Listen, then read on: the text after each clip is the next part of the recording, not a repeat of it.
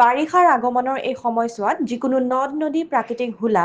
বিল, খাল আদিত মৎস্য চিকাৰ শোণিতপুৰ জিলা প্ৰশাসনে নিষিদ্ধ ঘোষণা কৰাৰ পিছতো বিভিন্ন প্ৰান্তত কণীযুক্ত মাছ যিকোনো মাছ ধৰা সঁজুলিৰে চিকাৰ কৰি বজাৰত গোপনে বা মুকলিকৈয়ে বিক্ৰী হৈ আহিছে। ডিমযুক্ত গাভিনী মাছ বজাৰৰ পৰা ক্ৰয় কৰিবলৈ সচেতন লোকসকলেও কুণ্ঠাবোধ নকৰাৰ বাবেই প্ৰশাসনৰ নিষেধাজ্ঞা থকাৰ পিছতো গোপনে চলি থকা মৎস্য চিকাৰৰ বিৰুদ্ধে শোণিতপুৰ জিলা প্ৰশাসনে অভিযান অব্যাহত ৰখাৰ কালত আজি বৰচলা সমষ্টিৰ বৃহত্তৰ বিহগুৰি অঞ্চল তিনিখৰীয়া এৰাসুতিত ব্ৰহ্মপুত্ৰৰ পানী জুৱলিত মহলদাৰৰ নিৰ্দেশত মাছুৱে জালেৰে কণীযুক্ত মাছ ধৰি থকা অৱস্থাত হাতেলোতে ধৰা পেলাবলৈ সক্ষম হয়। শোণিতপুৰ জিলাৰ সহকাৰী আয়ুক্ত তথা দণ্ডাধীশ জানে আলেমৰ নেতৃত্বত জিলা বিভাগৰ এটা অভিযানকাৰী দলে এখন নাৱেৰে জাল লৈ মৎস্য চিকাৰ কৰি থকা অৱস্থাতে নগাঁও জিলাৰ নতুন চুখুৰী অঞ্চলৰ আবু চাম নামৰ মাছুৱৈটোক বুজন পৰিমাণৰ থলুৱা মাছসহ হাতেলোতে ধৰি স্থানীয় বিহগুৰি আৰক্ষীক চমজি দিয়ে।